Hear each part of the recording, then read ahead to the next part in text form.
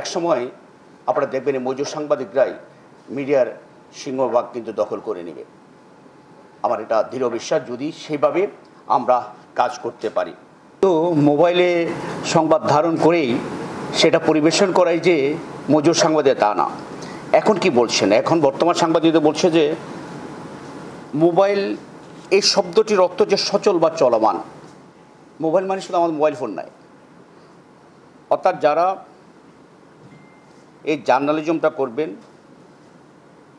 তারা শুধু মোবাইল দিয়ে করবেন এমনটি নয়। যেমন ধরেন BBC রেডিও 5 লাইভের মোবাইল জার্নালিজম সম্বন্ধে বলতে গিয়ে সেখানকার নিক গার্নেট একটা কথা বলেছেন। তিনি বলছেন যে লোকজন এই ভেবে ভুল করে যে মোবাইল জার্নালিজমের মানেই হচ্ছে মোবাইল ব্যবহার করে সাংবাদিকতা করা। ব্যাপারটা মোটেই এরকম নয়। আসলে মূলত মোবাইল জার্নালিজম হচ্ছে রিপোর্টারের মোবাইল, অর্থাৎ চলমান হওয়া। আপনি যে কাছে সেটা আপনি অন্য কোনো মাধ্যমে করতে পারেন, আপনি ছবিটা অন্য ক্যামেরা দিয়েও তুলতে পারেন, সেটাও কিন্তু মজুর সাংবাদিকতা হয়। মজুর সাংবাদিকতা শুধু মোবাইল দিয়ে করবেন এমন, তবে সারা দুনিয়া জুড়ে এই সাংবাদিকতা প্রায় 90% মোবাইলের মাধ্যমে হয়ে আসে।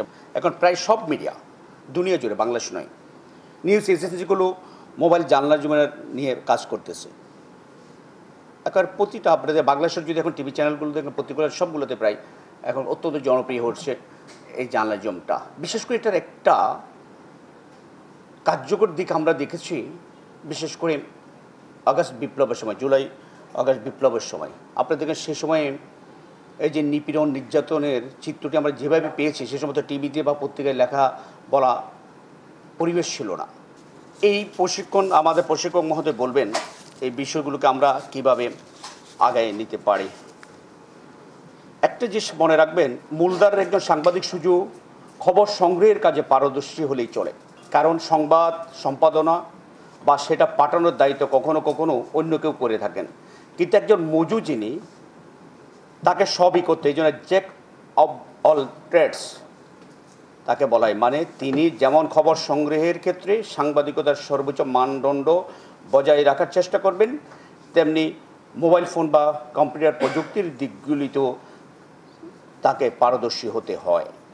এই জায়গায় সাধারণ সাংবাদিকের থেকে আপনারা কিন্তু একগুণ এগিয়ে আছেন এবং আপনাদেরকে একগুণ বেশি কষ্ট করতে হয়।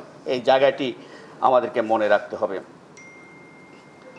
মনে রাখবেন, মোবাইল জার্নালিস্টরা কাজ করেন লোন উলফ হিসাবে।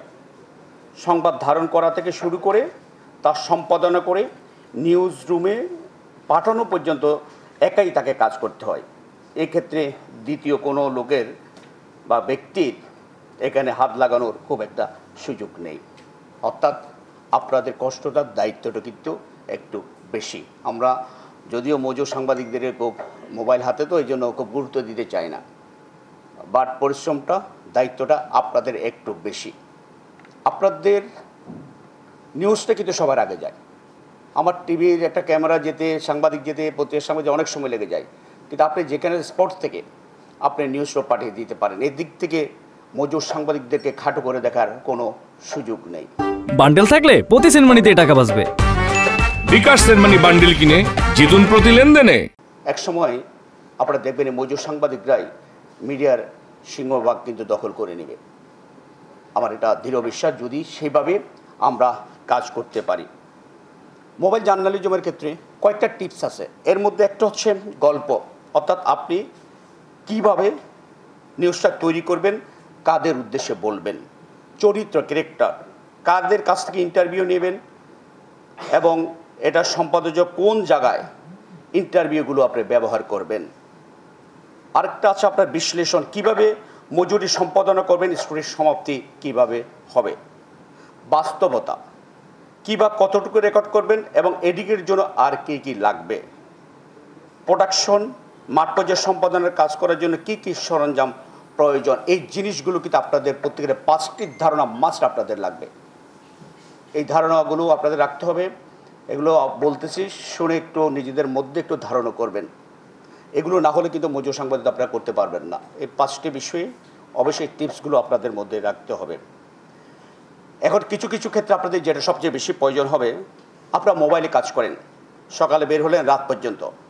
আমাদের খুব কম মোবাইলেরই কিন্তু ব্যাটারিতে দীর্ঘ সময় চার্জ থাকে, 12 ঘন্টা 14 ঘন্টা।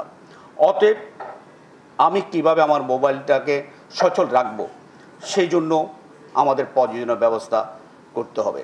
মাথায় রাখবেন, আপনি সকালে বের হচ্ছেন, এমন হতে পারে আপনাকে গভীর রাতে ফিরতে হতে পারে। সো মোবাইলটা চার্জ থাকবে, আপনি নিউজ কীভাবে করবেন, এই বিষয়গুলো কিন্তু আপনাদেরকে খেয়াল রাখতে হবে। স্টোরেজ, মোবাইলের সবসময় ব্যাপক স্টোরেজ থাকে না। আপনি ছবি তুলতেছেন, ভিডিও করতেছেন, যদি পর্যাপ্ত যদি স্টোরেজের ব্যবস্থা আপনার না থাকে তাহলে আপনি ভিডিওটা করবেন কীভাবে? অত গুরুত্বপূর্ণ একটা বিষয়। এই কারণে বাড়তি কোনো স্টোরেজ কিছু করার জন্য কোনো কিছু ব্যবস্থা রাখা যায় কিনা বা একাধিক মোবাইল রাখা যায় কিনা সেই বিষয়টা আমাদেরকে চিন্তা করতে হবে। লেন্সটা সবসময় পরিষ্কার রাখার বিষয় বলবেন।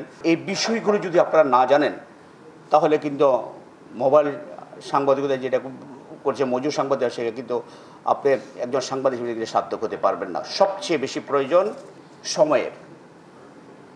যার কাছে সময় নেই হাতে তার জন্য মজুর সাংবাদিকতা নয়। সাংবাদিকতা হলো পুরোটা সত্য, নিউজ হলো পুরোটা সত্য, আংশিক সত্য নয়। সত্য মিথ্যার সংমিশ্রণে কিন্তু সাংবাদিকতা হয় না। মাথায় রাখবেন, আমাদের একটা কন্টেন্টের কারণে, আমাদের একটা নিউজের কারণে যেন কোনো ব্যক্তি কিংবা সমাজের বা কারো যেন ক্ষতি না হয়। ক্ষতি করার জন্য কিন্তু সাংবাদিকতা নয়, ক্ষতিগ্রস্তের পাশে দাঁড়ানোর জন্য কিন্তু সাংবাদিকতা। এই জিনিসটি যেন আমরা বলে না যে আমাদের কোনো নিউজ যেন আমাদের স্বাধীনতার সার্বভৌমত্বের বিরুদ্ধে না যায়, আমাদের দেশের বিরুদ্ধে না যায় এবং আমাদের জনগণের বিরুদ্ধে না যায়।